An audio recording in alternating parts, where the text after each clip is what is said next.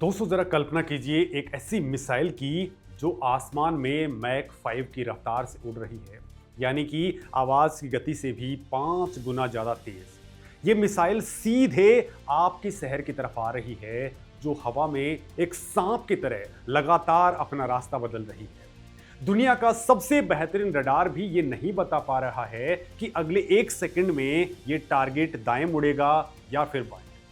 दोस्तों आपके पास में बचने के लिए केवल कुछ मिनट्स नहीं बल्कि कुछ सेकंड्स बचे।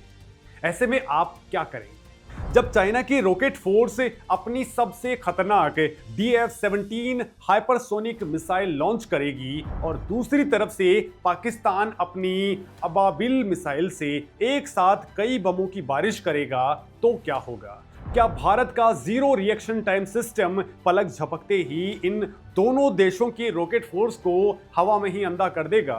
क्या भारत के वैज्ञानिकों ने वो 3 मिनट डिकोड कर लिए हैं जो युद्ध की तस्वीर पलट सकते हैं? आखिर दोस्तों DRDO के ADAH प्रोजेक्ट की उस टॉप सीक्रेट फाइल में ऐसा क्या है जिसने रातों रात चाइना से लेकर के अमेरिका तक की नींद उड़ा दी है?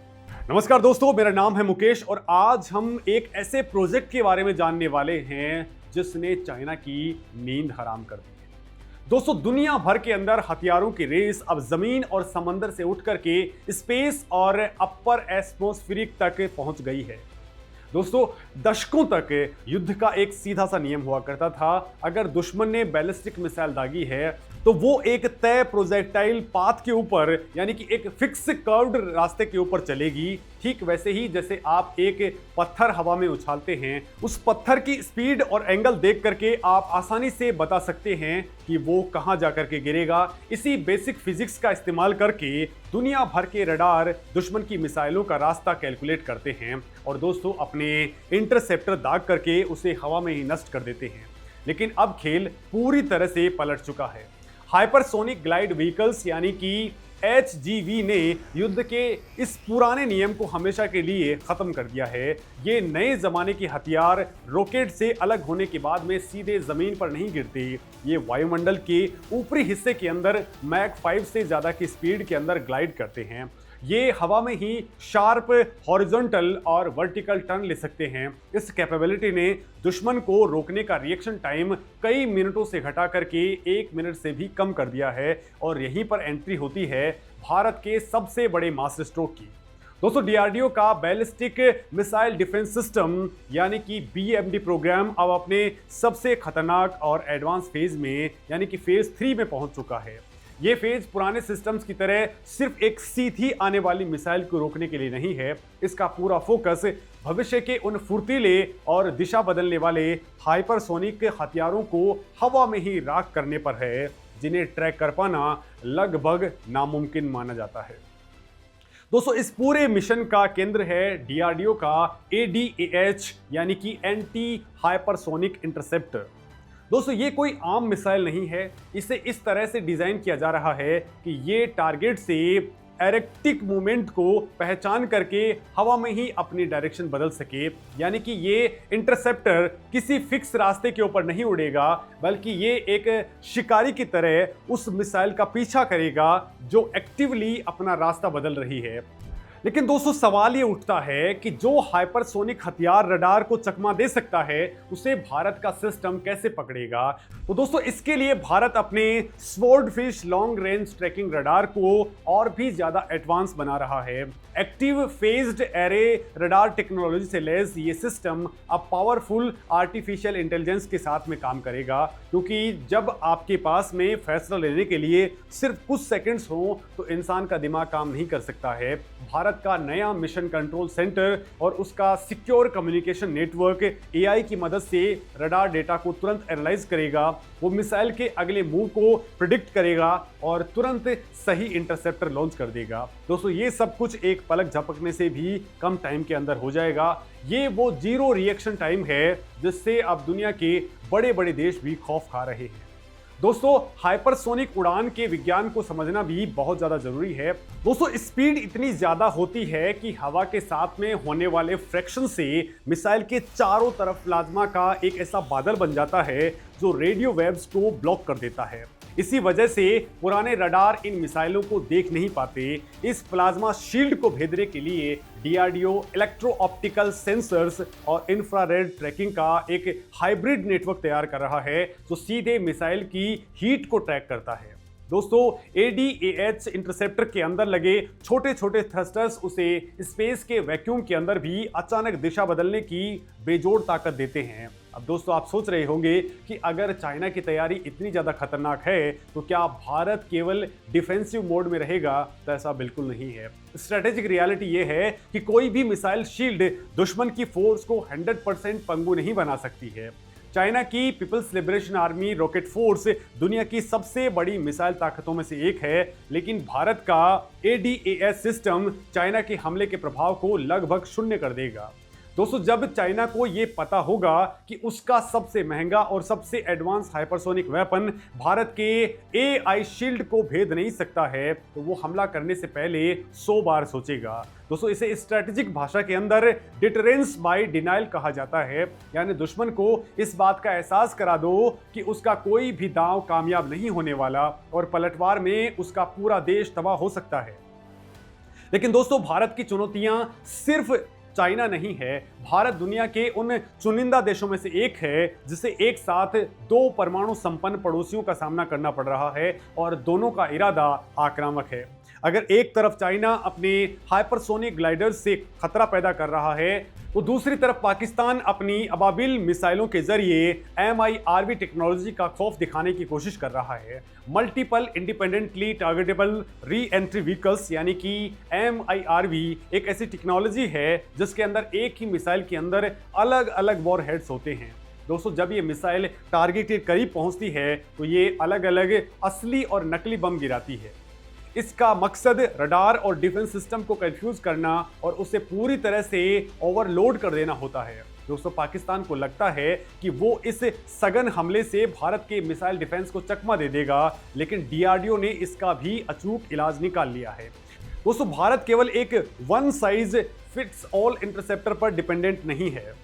हाइपरसोनिक वेपन्स के लिए जहां ADAH बन रहा है, वहीं पाकिस्तान जैसे MIRV खतरों के लिए ADAM यानी कि एंटी मिसाइल इंटरसेप्टर को खास तौर पर डिजाइन किया जा रहा है। ADAM के सेंसर्स इतने ज़्यादा एडवांस हैं कि वो हवा में ही असली न्यूक्लियर वॉरहेड और नकली डिकोय के बीच का फर्क सूंघ लेते हैं। दोस्तों, असली वॉरहेड भारी होता है जबकि डिकोय हल्के होते हैं। जब ये दोनों एटमॉस्फेयर के अंदर वापस आते हैं तो हवा के दबाव से डिकोय की स्पीड कम हो जाती है, जबकि असली बॉम्ब तेजी से गिरता है। हमारे रडार्स इस छोटी सी स्पीड को डिफरेंस को मिलीमीटर की सटीकता के साथ नाप लेते हैं। जैसे ही रडार असली बॉम्ब को लॉक करेगा, ADAM उसे स्पेस की सीमा पर ही राख कर देगा। दोस्तों, भारत ने इन खतरों को अलग अलग हिस्सों के अंदर बांट करके उनकी सटीक काट भी तैयार कर ली है। हाल ही में भारत ने अपने BMD इनिशिएटिव के फेज 2 को पूरी तरह से कामयाब बना दिया है। दोस्तों, DRDO के AD1 और AD2 इंटरसेप्टर मिसाइलों के सफल टेस्ट ने भारत को दुनिया के उन एलिट देशों की लिस्ट के अंदर खड़ा कर दिया है जिनके पास में लंबी दूरी की ICBM को मार गिराने की कैपेबिलिटी है। दोस्तों, इन टेस्ट के जरिए भारत ने missile propulsion target seeking technology और नेविगेशन सॉफ्टवेयर के अंदर जो महारत हासिल की है, वही आज फेज 3 का फाउंडेशन बन रही है। भारत कोई हवा में तीर नहीं चला रहा, उसके पास में एक प्रूवन ट्रैक रिकॉर्ड है जो लगातार खुद को इन्वॉल्व कर रहा है। अगर आप सोच रहे हैं कि सिर्फ एक इंटरसेप्टर सिस्टम से ही देश सुरक्षित हो जाएगा, तो ऐसा नहीं है। आधुनिक युद्ध के अंदर दुश्मन अलग अलग तरीके से हमला करता है। Ballistic missile, cruise missile, suicidal drone और UAVs, इन सब को रोकने के लिए भारत एक कॉम्प्रिहेंसिव मल्टी लेयर्ड सिस्टम बना रहा है। इसके अंदर रसिया का S-400 सिस्टम, भारत का अपना medium range surface to air missile system यानी कि MRSAM सिस्टम, स्वदेशी प्रोजेक्ट कुशा और BMD सिस्टम शामिल हैं। अगर कोई मिसाइल पहली लेयर को चकमा दे देती है तो दूसरी या फिर तीसरी लेयर उसे मार गिराती है। दोस्तों, भारत का ये पूरा एयर डिफेंस नेटवर्क एक इंटीग्रेटेड कमांड के तहत काम करेगा जो AI की मदद से ये तय करेगा कि किस खास खतरे के लिए कौन सा वेपन इस्तेमाल करना सबसे सटीक रहेगा। और दोस्तों, यहाँ एक बहुत बड़ा जियोपॉलिटिकल और टेक्नोलॉजिकली एंगल भी है जो नॉर्मल न्यूज़ से मिस हो रहा है। अगर हम दुनिया की महाशक्तियों से भारत की तुलना करें तो तस्वीर बहुत हैरान करने वाली है। दोस्तों, अमेरिका के पास में इस वक्त दुनिया का सबसे महंगा मिसाइल डिफेंस सिस्टम मौजूद है। उनका थार्ड है, उनका पैट्रियोट PAC-3 और एजिस सिस्टम मौजूद है। अमेरिका अब हाइपरसोनिक खतरों के लिए ग्लाइड फेज इंटरसेप्टर यानी कि GPI प्रोग्राम के ऊपर काम कर रहा है। लेकिन अमेरिका और भारत की भौगोलिक स्थिति के अंदर जमीन और आसमान का फर्क है। अमेरिका के पास में दो विशाल महासागरों का प्राकृतिक सुरक्षा कवच है। उसे किसी भी मिसाइल को डिटेक्ट करने और फैसला लेने के लिए पर्याप्त समय मिल जाता है। उसके उलट भारत की सीमाएं सीधे चाइना और पाकिस्तान से टकराती हैं। यहाँ दोस्तों, मिसाइल लॉन्च होने से लेकर के टारगेट तक पहुंचने तक केवल 2 से लेकर के 7 मिनट का समय होता है। लिहाजा भारत के सिस्टम को अमेरिका से भी ज्यादा तेज, एग्रेसिव और जीरो रिएक्शन टाइम वाला होना जरूरी होता है। इसके अलावा दोस्तों, कॉस्ट फैक्टर भी बहुत ज्यादा मायने रखता है। अमेरिका का एक इंटरसेप्टर अरबों डॉलर का आता है। इतने महंगे सिस्टम को बड़े पैमाने पर तैनात करना इकोनॉमिकली प्रैक्टिकल नहीं लगता। वहीं भारत की फ्रूगल इंजीनियरिंग का कमाल देखिए। DRDO के AD सीरीज के इंटरसेप्टर अमेरिका के सिस्टम्स की तुलना में आधी से भी कम कीमत में बन रहे हैं। इससे दोस्तों, भारत अपने बॉर्डर के ऊपर बड़ी तादाद के अंदर इंटरसेप्टर तैनात कर सकता है, जिससे दुश्मन का सैचुरेशन अटैक भी नाकाम हो जाएगा। अब दोस्तों, बात करते हैं रसिया और यूरोपियन कंट्रीज की। तो रसिया का S-400 और नया S-500 सिस्टम हवा में लगभग हर चीज को मार गिराने का दावा करते हैं। लेकिन वेस्टर्न कंट्रीज के कड़े सैंक्शंस के कारण रसिया की एडवांस इलेक्ट्रॉनिक सप्लाई चेन पूरी तरह से प्रभावित हुई है। वहीं भारत का फेज 3 BMD पूरी तरह से स्वदेशी सेमीकंडक्टर, गैलियम नाइट्राइड आधारित ISA रडार और घरेलू AI सॉफ्टवेयर पर बन रहा है। भारत का ये integrated air command and control system यानी कि IACCS दुनिया में अपनी तरह का इकलौता हाइब्रिड नेटवर्क बन चुका है। हमारे पास में रसिया का S-400 है, इजरायली टेक्नोलॉजी वाला ब्राक 8 है और स्वदेशी सिस्टम्स भी मौजूद हैं। इन अलग अलग देशों और अलग अलग कोडिंग के ऊपर बने हथियारों को एक ही स्वदेशी AI नेटवर्क के ऊपर बिना किसी रुकावट के जोड़ना बहुत बड़ी तकनीकी जीत है। वहीं दोस्तों, यूरोप की बात करें तो नेटो कंट्रीज अभी भी मुख्य रूप से क्रूज मिसाइलों और एयरक्राफ्ट को रोकने वाले एयर डिफेंस सिस्टम्स पर ही अटके हुए हैं। वो अभी ट्विस्टर प्रोजेक्ट के जरिए हाइपरसोनिक डिफेंस के बारे में सोचना स्टार्ट कर रहे हैं। दोस्तों, एक्सो एटमॉस्फेरिक यानी कि अंतरिक्ष की सीमा में जाकर के मिसाइल गिराने की क्षमता के अंदर आज यूरोप भारत से भी पूरे 10 साल पीछे छूट चुका है। यूरोपीय देशों की नौकरशाही और कई देशों की आपसी खींचातान के चलते उनके डिफेंस प्रोजेक्ट्स के अंदर सालों की देरी हो रही है, जबकि भारत में DRDO, इंडियन एयरफोर्स और स्ट्रेटेजिक फोर्सेस कमांड एक ही विजन के साथ में बहुत तेजी के साथ में काम कर रहे हैं। दोस्तों, क्या आपने कभी सोचा है कि जमीन और हवा के इस खेल के अंदर अंतरिक्ष का क्या रोल है? तो हाइपरसोनिक मिसाइलों को ट्रैक करने के लिए सिर्फ जमीन पर लगे रडार्स काफी नहीं हैं। पृथ्वी की गोलाकार यानी कि अर्थ कर्वेचर के कारण ग्राउंड रडार्स एक लिमिट के बाद में मिसाइल को नहीं देख सकते हैं और यहीं पर भारत का असली ब्रह्मास्त्र काम आएगा। दोस्तों, भारत स्पेस रडार और मिलिट्री सैटेलाइट्स का एक ऐसा सीक्रेट नेटवर्क तैयार कर रहा है जो दुश्मन की मिसाइलों के लॉन्च होते ही उनकी हीट सिग्नेचर को स्पेस से ही पकड़ लेगा। दोस्तों, डिफेंस स्पेस एजेंसी के तहत भारत अपने सैटेलाइट नेटवर्क को इतना मजबूत कर रहा है कि कोई भी हाइपरसोनिक ग्लाइडर हमारी नज़रों से बच नहीं पाएगा। ये ADAH और स्पेस रडार का वो खौफनाक गठजोड़ है जो दुश्मन की मिसाइल की कब्र लॉन्च पैड से उठते ही खोद देगा। दोस्तों, इकोनॉमी के नज़रिए से भी ये भारत की बहुत बड़ी जीत है। हथियारों की ये रेस देशों को दिवालिया कर सकती है। चाइना आज अमेरिका को उसी तरह की महंगी रेस के अंदर फंसाने की कोशिश कर रहा है, लेकिन भारत ने बहुत स्मार्ट तरीके से अरबों डॉलर विदेशी कंपनियों को देने के बजाय स्वदेशी प्राइवेट सेक्टर और स्टार्टअप्स को इस रिसर्च में शामिल किया है। आज भारत का डिफेंस मैन्युफैक्चरिंग इकोसिस्टम एक ग्लोबल पावर हाउस बन गया है। इस पूरे डेवलपमेंट का भारत की नेशनल पॉलिसी और ग्लोबल डिप्लोमेसी के ऊपर बहुत गहरा असर पड़ रहा है। एक मजबूत डिफेंस सिस्टम किसी भी देश की फॉरेन पॉलिसी को एक नई आक्रामकता और पूरी स्वतंत्रता देता है। जब देश के बड़े शहर, मिलिट्री बेसिस और कमांड सेंटर सुरक्षित होते हैं तो देश की लीडरशिप बिना किसी दबाव के तुरंत जवाबी कार्रवाई कर सकती है। दोस्तों, पाकिस्तान हमेशा अपने टैक्टिकल न्यूक्लियर वेपन की धमकियां देकर के भारत को ब्लैकमेल करने की कोशिश करता है, लेकिन ADAM और मजबूत शील्ड के कारण पाकिस्तान का ये न्यूक्लियर ब्लैकमेल हमेशा के लिए खत्म हो गया है। भारत दुनिया को ये साफ संदेश दे रहा है कि उसकी सीमाएं अजेय हैं। डिप्लोमेसी की टेबल पर यह तकनीक भारत को एक जबरदस्त लेवरेज देती है।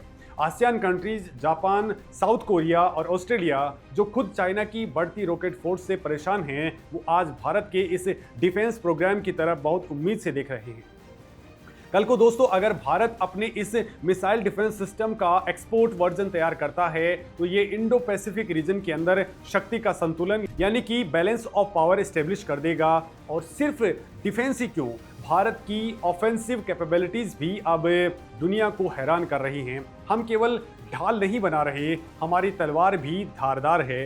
दोस्तों, DRDO ने स्वदेशी हाइपरसोनिक टेक्नोलॉजी डेमोन्स्ट्रेटर व्हीकल का सफल टेस्ट करके ये साबित कर दिया है कि भारत जल्द ही अपनी खुद की हाइपरसोनिक क्रूज मिसाइलें तैयार कर लेगा। दोस्तों, मिशन दिव्यास्त्र के तहत भारत अग्नि 5 का सफल टेस्ट करके दिखा चुका है कि भारत के पास भी MIRV टेक्नोलॉजी तो पहले से ही मौजूद है, जो पूरे चाइना को कवर करती है। इसके अलावा बॉर्डर पर टैक्टिकल स्ट्राइक के लिए प्रलय बैलिस्टिक मिसाइलें और दुनिया की सबसे तेज सुपरसोनिक ब्रह्मोस मिसाइलें भी हमारे पास में तैयार हैं। INS अरिहंत और INS अरिहत जैसी न्यूक्लियर सबमरीन समंदर की गहराइयों से भारत को एक बेहद मजबूत सेकंड स्ट्राइक कैपेबिलिटी देती है। अब दोस्तों, आपको क्या लगता है?